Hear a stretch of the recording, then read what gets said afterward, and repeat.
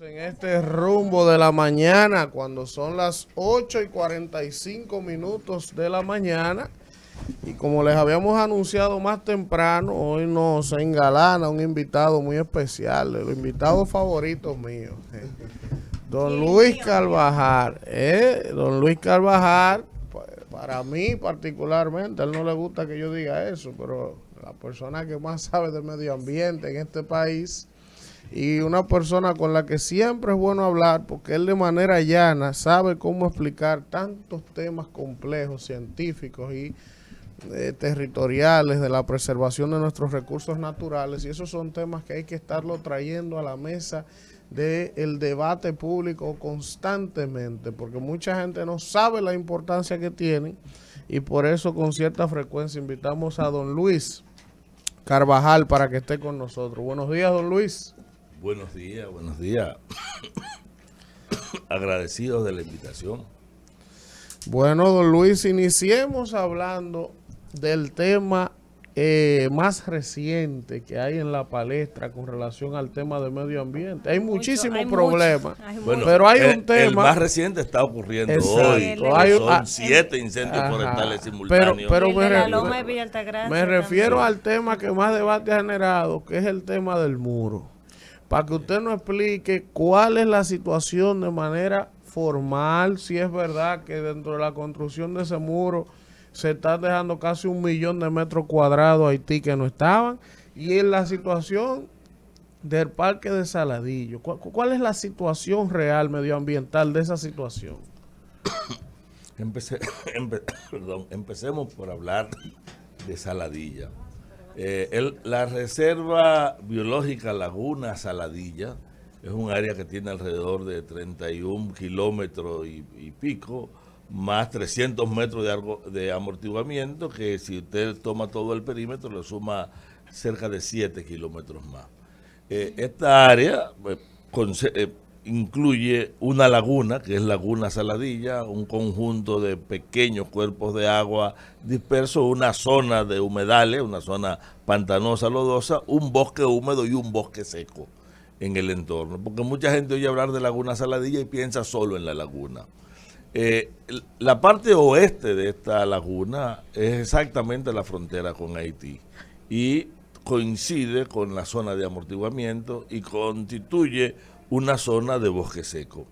Esta laguna es de una importancia tan grande para la zona que comunidades completas como Carbonera dependen de esta laguna. De esta laguna no solamente se vive de la pesca, ella alimenta el agua de la agricultura, y cuando se instaló en el 39 la Grenada en la zona, el agua se tomaba desde allí. De hecho, tiene muchísimos problemas. Y ha sido un objeto de especialísima atención por parte del Estado Dominicano y del Ministerio de Medio Ambiente desde antes de que se creara el Ministerio de Medio Ambiente. O sea, siempre ha sido una preocupación y estábamos bajo un plan de rescate de esa laguna. Por eso sorprende cuando nos llega la denuncia al sector ambiental por parte de las sociedades ecológicas locales, de comunitarios, de las asociaciones de pescadores, de que se está produciendo una agresión sobre la laguna. Y cuando nos describieron lo que éramos, preferimos ni siquiera creerlo. Parecía, o sea, lo que nos describieron era de fantasía, por lo tanto se decidió ir visitarla, tomar las imágenes, y enterados de lo que había, se le pidió una cita al ministro de Medio Ambiente, que debió haber sido el jueves de la semana pasada. Ya estaba todo concertado, pero el miércoles en la noche se nos dijo que se suspendía. Dada esa circunstancia, nosotros decidimos informarle al país de lo que habíamos encontrado. ¿Qué encontramos? Lo primero que encontramos fue que el área de la laguna había sido fragmentada. La palabra fragmentación desde el punto de vista ecológico lo que significa es que se han aislado componentes que funcionan como un todo al interior de un ecosistema y constituye desde el punto de vista de manejo de un área protegida el principal problema. Fragmentar, que es la palabra que se utiliza, un área protegida constituye la principal agresión que puede hacerse sobre ella. Y esto porque se ha ido construyendo en una carretera que tiene un diseño de 20 kilómetros, se han construido 3 kilómetros y medio, poco más, poco menos. O sea, si alguien me dice, no, hay 50 metros menos, 50 metros más, bueno, se lo concedo, pero alrededor de 3 kilómetros y medio, que ha ido partiendo el área protegida y que ha incluido otros delitos. El más importante de todo ha sido el relleno de humedales con el aislamiento del manglar que quedaría al este, o sea, hacia el lado dominicano del muro, o hacia el lado este, la que está más próxima al resto del país, porque se supone que lo otro que se deja del otro lado del muro sigue siendo dominicano. La eliminación de 6.000 metros cuadrados de mangle, con la importancia ecológica del mangle, creo que sobraría aquí ahora que nos metamos en ese tema, la eliminación de una lometa de alrededor de 35, 37 metros de alto, que fue por lo que el ministerio informó que detuvo cuando dice, nosotros llegamos y comprobamos que había habido una extracción porque se utilizó, se aplanó, esa lometa está al nivel o ya por debajo del nivel incluso del suelo normal, que se utilizó para el relleno de materiales, sí. Y estos elementos, que son altamente preocupantes, se hicieron todos sin un papelito, o sea, sin estudios de impacto ambiental, sin ninguna licencia, sin ningún permiso de nadie. Cuando nosotros teníamos el temor de que nos dijeran, no, hay un estudio, pero se hizo. No, luego el ministerio confirmó que no había ningún estudio. En el marco de todo esto, hay otros efectos colaterales. Encontramos que, primero, incluso el video que elaboramos habla de 600.000 metros cuadrados, luego corregimos haciendo las mediciones, 840.000 metros cuadrados del territorio dominicano quedan del otro lado del muro, incluso desde la comunidad de La Vigía hasta la desembocadura, el río Dajabón o Masacre queda de aquel lado. Si recordamos que el país tuvo un diferendo fronterizo alrededor de este río, porque se pretendió hacer un dique en uno de los recodos que están en territorio haitiano, y el país alegó la soberanía que teníamos sobre el río, la soberanía compartida, porque hay una soberanía compartida sobre el río, sobre el cual hay reclamos, y de repente nosotros lo alejamos del muro en este tramo. Si lo resumimos, 5 impactos ambientales terribles. Primer impacto, el fraccionamiento del hábitat, el relleno de los humedales, la eliminación de manglares, el aplanamiento del terreno y desde luego uno que no se ve, pero que es probablemente el más grave de todo, al fraccionar el hábitat y impedir los flujos, estamos permitiendo que el manglar que queda hacia el territorio dominicano se deteriore a gran velocidad. ¿Por qué se va a deteriorar? En esa zona la pluviometría es inferior a la evaporación.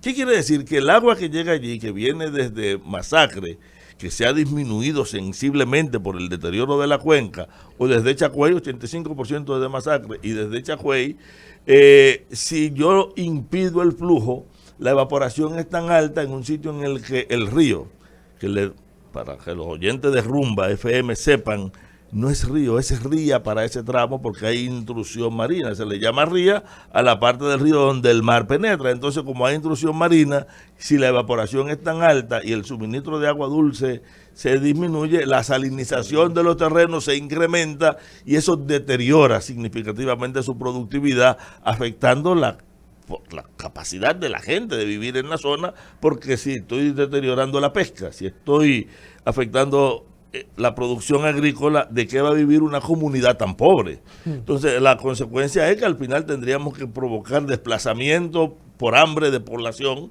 que no puede sostener la vida. Estamos alejando una parte del territorio. En fin, que todo esto implica una contaminación mucho más grave, mucho mayor, de la que se ha hablado poco. Y es la contaminación institucional, porque al violar la ley y la Constitución, y al una institución no respetar las normativas que le imponen. Cuando el ministerio dice, no, nosotros lo paramos y vamos a someter. ¿Cómo que vamos a someter? ¿Ustedes conocen el nombre de las compañías que sometieron? ¿Saben en qué tribunal están esos sometimientos? ¿Cuáles pasos han dado? Pero el delito está evidenciado, está reconocido. Y la autoridad incluso va y acompaña a los delincuentes, aparentemente, ¿verdad? Porque es un delito, en la continuidad y en la solución al problema. Luis, mire, yo escuchándolo a usted, lo único que me llega a la mente es utilizar el concepto de ecocidio, ¿verdad? Según lo que usted está describiendo ahí. No me llega otro concepto. No hay dos mayores. Hay dos. Claro. Está el de patricidio. Porque hacemos un muro para proteger la soberanía y estamos perdiendo soberanía sobre el territorio. Para proteger recursos naturales y estamos destruyendo recursos naturales. Para garantizar la posibilidad de trabajo de los dominicanos, estamos disminuyendo la posibilidad de que esa población fronteriza mantenga su nivel de vida. Pero lo peor de todo, se supone que el papel de esto es reforzar la institucionalidad y estamos comiéndonos la Constitución y las leyes. Entonces, don Luis, primero que yo siempre he dicho, para mí la madre de toda la ciencia debe ser la lógica, pienso yo. O sea, lo primero que uno se pregunta es cómo se incurrió en esto sin antes, ¿verdad?, un estudio de factibilidad que diga que eso era posible, lo primero. Y segundo, Luis, usted que estuvo allí con un grupo, ¿verdad?, de compañeros haciendo un deceso en la zona, la gente lo escucha, la gente se pregunta, ¿quién o quiénes son los responsables de este asunto que estamos describiendo aquí? Para mencionarlo por su nombre, para que la gente sepa esto. Empecemos porque no sé, el estudio, si se hubiera hecho el estudio de impacto ambiental que mandan las leyes, este estudio de impacto ambiental prevé una consulta pública. Hay un momento del estudio, hay dos momentos de un estudio en el que se pone la información a disposición antes de iniciar el estudio, cuando es un elemento de diseño. Y si eso hubiese ocurrido, las alarmas iban a salir y no se hubiera cometido este delito. Por lo tanto, al violar los procedimientos en el sistema de evaluación ambiental, está claro que esto permite el delito. Pero la costumbre en el Estado Dominicano, óigame bien, de todos los gobiernos, históricamente ha sido creer que si la decisión es del Estado, que si es una obra empujada por el gobierno, ya hay que darle y más aún, si en esa obra además hay kepi y hay uniforme, en eso no se mete, eso hay que darle para adelante. No, y el gobierno no está autorizado a violar la ley. De hecho, la ley 6400 hace mucho más grave la sanción cuando quien permite el delito, o si lo comete el Estado es más grave.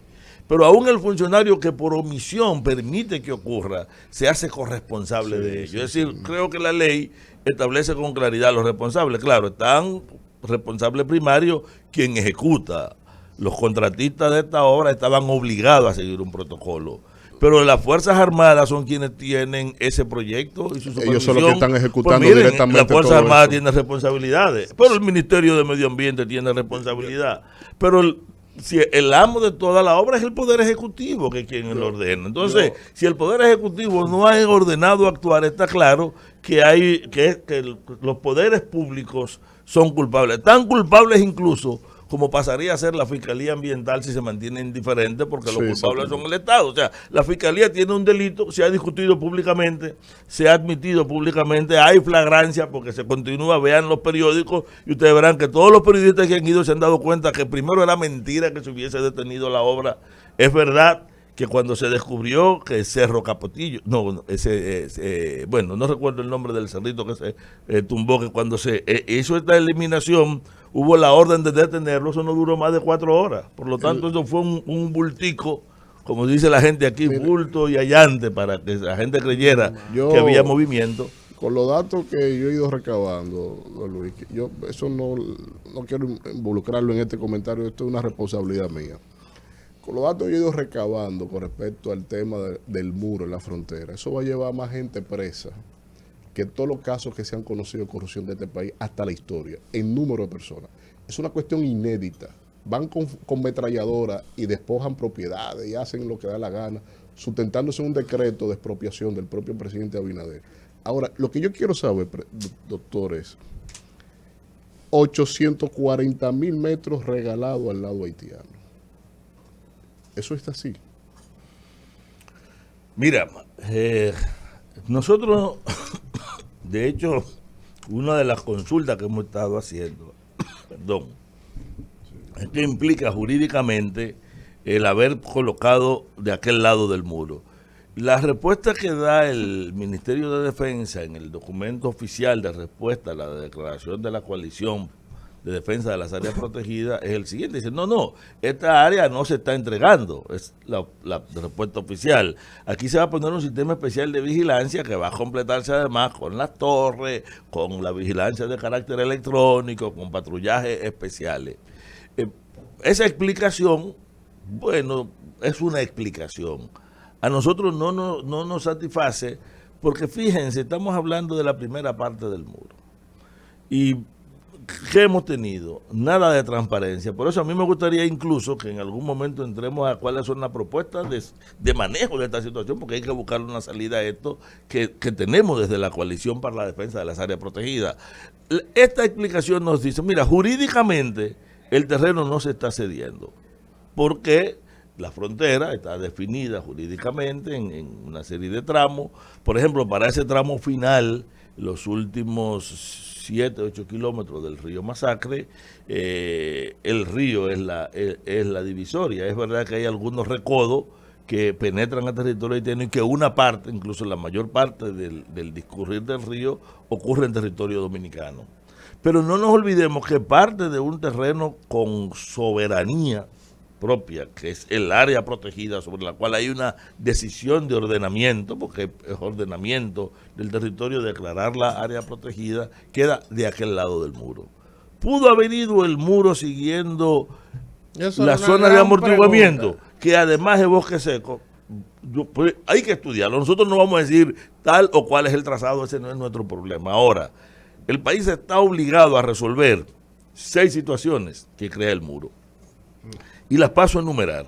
Yo creo que la primera es la de soberanía sobre el territorio de la reserva, del refugio de vida silvestre, que tiene una salida muy fácil. Estábamos obligados por ley a que cualquier acción de este tipo siguiera la línea de la zona de amortiguamiento, que por suerte coincide con la frontera, porque la reserva no hace intrusión en Haití, la reserva está totalmente en el lado dominicano. Si hubiéramos seguido el borde, bueno, no hubiera habido problema.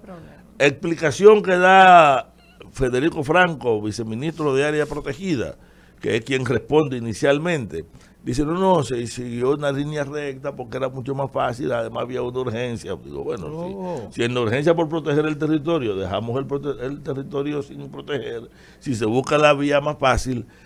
El segundo elemento que estamos obligados a resolver, y eso implicará un gasto enorme del presupuesto nacional, incluyendo los impuestos que pagan ustedes y los que pago yo, es que hay que resolver el fraccionamiento de ese hábitat y los rellenos, y la destrucción de esos manglares.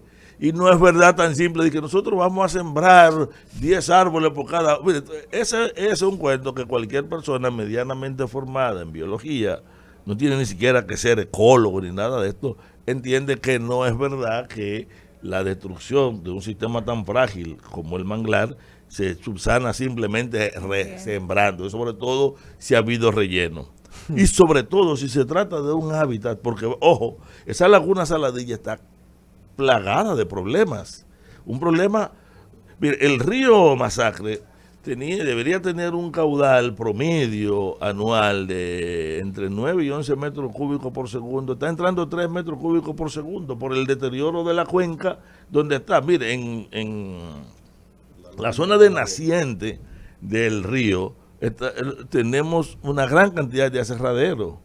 Y el mismo lugar, la zona de la piedra donde nace, tenemos una concesión minera, que estaba primero a nombre de Barrick, ahora es de una persona que está vinculado a ello.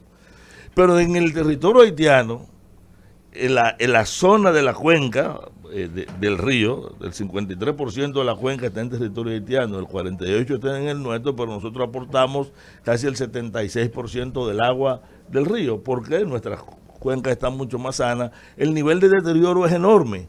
Y lo mismo está ocurriendo en la zona de Chagüey, de donde discurren algunos de los cuerpos de agua que también alimentan esta laguna. Entonces, con el deterioro de Chagüey y con el deterioro de la zona, o sea, del entorno de Nalgademasco, de donde provienen las aguas que van a alimentar este río, el asunto es terrible. Don Luis. Pero pensemos en lo siguiente: del muro se han construido en este tramo 3.5, y cuando vayamos a atravesar la zona próxima a Nalgademasco o la zona de la frontera donde tenemos Artibonito, o nos aproximemos a Sierra de Bauruco, donde hay una serie de dificultades probablemente mayores que la que tenemos aquí, vamos a solucionar cediendo territorio. Por eso, la segunda solución importante tiene que ver con la transparencia. El país tiene que conocer los elementos de trazado y los componentes que implican, y si en algún lugar se producirá un fenómeno como esto, hay que informarlo ahora. Y ahí, ¿qué es lo tercero? Nosotros no podemos seguir. Bueno, eso debía ser lo primero en el orden lógico. Lo primero es que hay que ajustar cualquier obra al cumplimiento de la ley. Y si vamos a cumplir la ley, hay que hacer los estudios de impacto ambiental, hay que someter a los procesos de evaluación social que esto conlleva. Ahora, si tenemos estos elementos, hay dos circunstancias más que hay que resolver. El deterioro de esta laguna es necesariamente el deterioro de la población del entorno, pero es el deterioro de otros ecosistemas asociados en una zona altamente frágil, y que antes, fíjense, cuando se aprobó la ley 202-2004, se tomó el Parque Nacional Montecristi y se partió en 7 áreas. Laguna Saladilla, El Morro, el Parque Nacional Submarino Montecristi, los manglares de Terobalsa, bueno, toda esta zona de manglares de Buen Nombre, todo ese entorno, todas estas áreas protegidas, aunque estén fraccionadas jurídicamente, constituyen un único contexto cuyo vínculo implica que el deterioro, sobre todo el sistema del cual proviene parte del agua dulce que va a llegar allí, que va a constituir y es la barrera, el filtro de sedimentos. Este deterioro implica que van a llegar muchos más sedimentos Don Luis. a esos corales, y que la disminución del coral implica problemas de la pesquería, problemas de estabilidad de otros ecosistemas y un efecto dominó sobre nuestras características ambientales que habría que estudiar. Es un tema bastante amplio ese de la construcción del muro y Laguna Saladilla, pero hay otros tantos temas ambientales que tratar y que preocupan. Por ejemplo, ayer salió una denuncia en Loma de Novillero, en Villa Altagracia. Un doctor, que dice que es doctor del presidente, ha decidido construir una casa en una área protegida, ahí en Loma Novillero, en Villa Altagracia. ¿Cómo es? Así mismo. Que él dice que es doctor del presidente. Sí, y lo seguridad, cuando fueron ahí, él es el doctor del presidente, así lo identifican. Él fue doctor del expresidente Hipólito Mejía. Él se llama Wilimberto Taveras Rodríguez. Y esto es en un área protegida en Villa Altagracia. Ahí no hay nada construido, ahí solo está ahora mismo la casa de este señor. Parece que porque la construyó. Sí, eso está ahí, o sea, él tiene su... No, pero esto es increíble. Y tomando en cuenta que ahí Medio Ambiente creo que el año pasado, puso como un destacamento para cuidar precisamente esa área protegida de invasores y gente que fuera a apropiarse. Entonces, háblenos de esto y lo que representa, y sabemos la importancia de Villa Altagracia, ahí donde nacen las aguas. O sea, háblenos de esta nueva denuncia medioambiental. Esta nueva denuncia es, perdón, tranquilo, es un trago de es agua. esta nueva denuncia. Cualquiera. No tiene que ver con la pregunta. La tos no está asociada. Yo Porque creo esta nueva que- denuncia es una vieja denuncia. Y alguien diría, bueno, nos da la impresión de que estamos reojeando los periódicos. Loma Novillero y el Parque Nacional Siete Picos, que fue un parque creado por las autoridades actuales, y en la cual tanto la Comisión Ambiental de la Universidad y el equipo ambiental de la academia fuimos partícipes y tuvimos que ver con elementos de su diseño por la enorme importancia que tiene. La gente de Santo Domingo no sabe que tanto el río Isabela como el río Osama nacen en este sistema de la Loma de Siete Picos, del cual Loma Novillero es un continuo. Loma Novillero había sido una zona fuertemente intervenida y cuando se iniciaron los programas masivos de reforestación fue el lugar donde la inmensa mayoría de las instituciones y organizaciones que hacían jornadas desde el Gran Santo Domingo, desde los entornos cercanos, iban a sembrar. Y se logró sembrar inicialmente haciendo un enorme disparate porque se sembraron muchísimas especies inadecuadas que en cuestiones de 2 horas el huracán George corrigió. Lo eliminó, la gente pasaba y se ponía y decía, oh, qué desastre ambiental. Que esa es una de las funciones de los huracanes. Sin conocer la inteligencia de los huracanes, naturaleza. porque la renovación, ya sin presión, de este ámbito permitió esa maravilla que tenemos. Entonces, entre la intervención con una serie de siembras, las que fueron correctas y muchas de manera incorrecta, y la cooperación de un huracán que hizo mucho daño, pero que hizo un gran bien, y es importante decir esto, permitió esta restauración. Y este ecosistema que se forma entre Novillero y Siete Picos, no lo quiero separar, ha estado muy golpeado. De hecho, en Siete Picos, aún después de la declaratoria de parque nacional, este parque lo mencionó el presidente en su discurso, han seguido algunos proyectos, yo lo quiero poner entre comillas, de reforma agraria irregular, porque personas vinculadas a pequeños poderes locales o a intereses politiqueros o por intereses de otro tipo han seguido agrediendo este entorno. Pero esto es lo que se repite en toda la geografía nacional de manera continua. Como yo sé que el tiempo en radio es corto, y como yo sé que hay temas de mucha importancia, y hay temas urgentísimos por inmediato como el de los incendios, pero hay temas esenciales como la ley de ordenamiento o la propuesta de la ley de agua.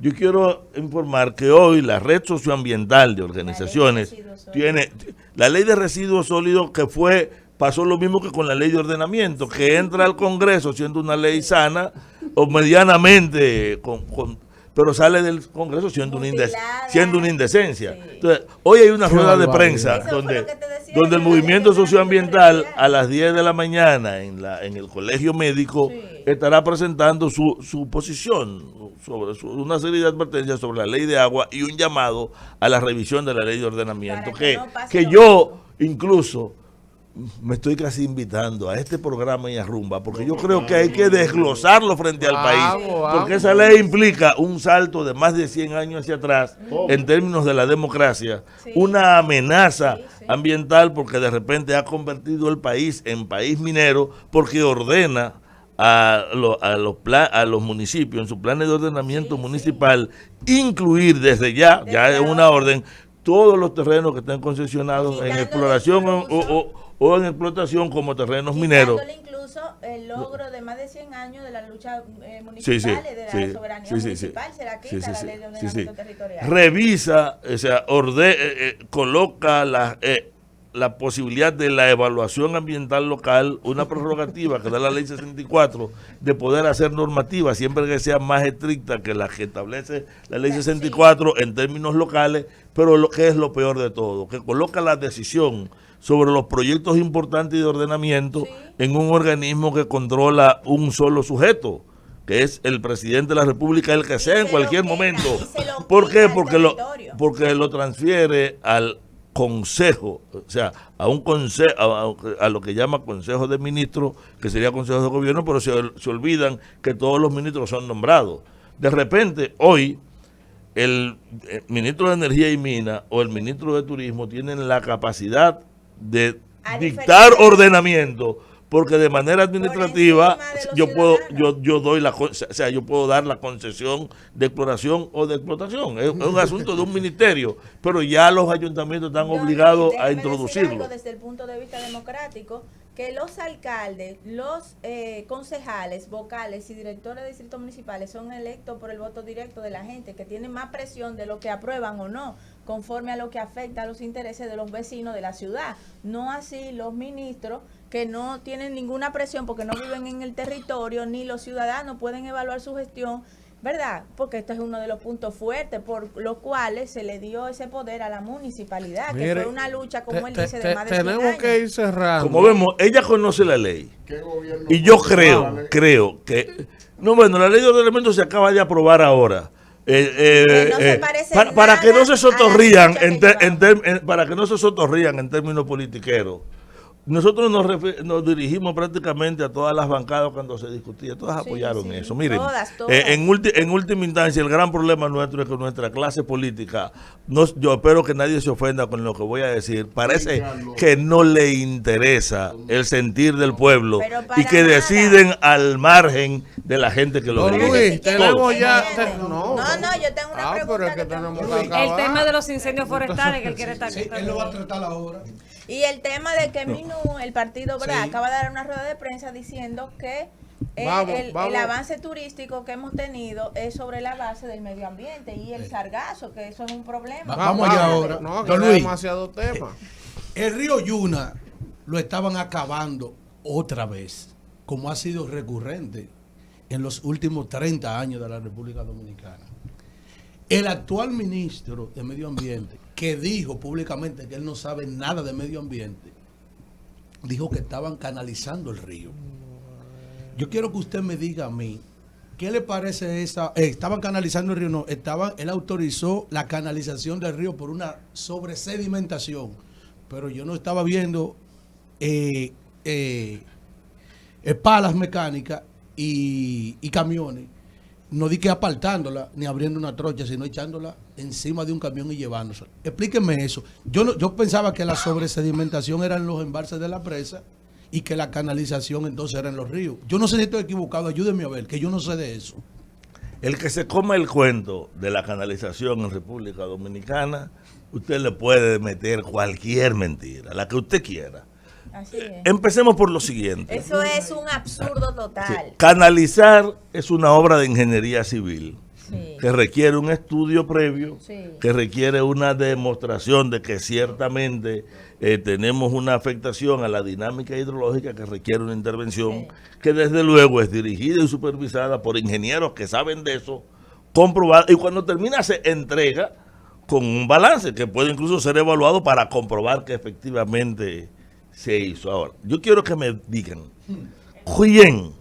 ¿cuál de las infinitas obras de canalización, entre comillas, que se han llevado en República Dominicana a lo largo de todos estos años para justificar el saqueo de los ríos y la destrucción de los ríos, cuál de ellas ha sido organizada, supervisada, recibida y evaluada por el Estado? No, detrás de la supuesta canalización lo que vienen es la pala, extraen, Pero sacan pero sin si absolutamente... en la escuela no sin- se enseña sí. siquiera, don Luis, Sí, qué sí. es lo que es el lecho Sí, del sí. río, de cuál es la Sí. composición del río, cómo se forma un río. No, cómo no, usted no, cree. no, incluso ¿Qué mucha hacen mucha en gente el no río? sabe lo que es un río y es importante esto Sí. para que se sepa por qué se discute. Cuando hablamos de un río, hablamos de varios componentes. Mucha gente ve el lugar por donde ve el agua, el cauce Explique y el los volumen años de agua que que es por allí necesario corre. para que- Pero el cauce del río, sobre todo en nuestro país, que la mayor parte de ríos juveniles, los ríos hacen su propia cama, o sea, los sedimentos que traen con los más finos terminan impermeabilizando.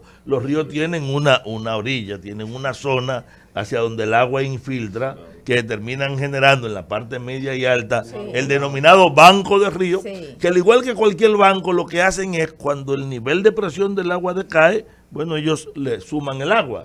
Los ríos se forman, mucha gente piensa que por la lluvia, pero en República Dominicana la lluvia es importante, no lo es tan fundamental. Lo que forma el río es el agua que se condensa sobre los árboles y que se infiltra y de manera continua va al subsuelo y de manera subsuperficial, o sea, por debajo del suelo, termina yendo paralelo y alimentando el río. Luego el río tiene la denominada berma del río. Cualquier parte del río Que que se nosotros afecta. agredamos y rompemos, estamos rompiendo la posibilidad del río. Y el principal problema de los ríos de República Dominicana es que la inmensa mayoría de ellos no tienen el bosque de galería, que es ese bosque ribereño que va a la orilla y que casi siempre lo cierra. Todo el mundo sabe que ve un río cuando ve la vegetación, dice por ahí tiene que ir un río. Cuando se elimine ese bosque ribereño, lo No primero tiene es alimentación. lo primero es que aumenta la evaporación. Totalmente. Llegan, claro. llegan mucho Se más quita la componentes, se desarticulan sus bancos, se altera la dinámica de su verme. Y si a esto Don le Luis. ponemos que rompemos el nivel freático, es terrible. Terrible. El Ministerio de Medio Ambiente, en vez de mentir, debe educar al país, explicar esto, pero si educa y la gente entiende, la gente va a defender La gente lo va a con mucho defender más. porque va a entender Y los yo, Luis, recursos ¿cuál naturales. ministerio? Muchísimas gracias, Ahí don no hay Luis. ministerio. Me acaba de Muchísimas llamar el gracias. ministro, me dice que tomó nota. Don estaba con Luis, un lápiz y un papel, siempre toma- se nos anotando todo quedan eso. temas, siempre, porque con Di una usted clase, es De interesantísimo los vertederos. hablar, pero seguiremos hablando con usted recurrentemente para la ley de ordenamiento, siempre hay muchos temas. Muchísimas gracias por estar con nosotros y yo siempre diré que si de verdad hubiese voluntad, usted hubiese sido ministro de Medio Ambiente desde el primer día de este gobierno. Asesor, por lo Vamos. menos, yo lo apoyo.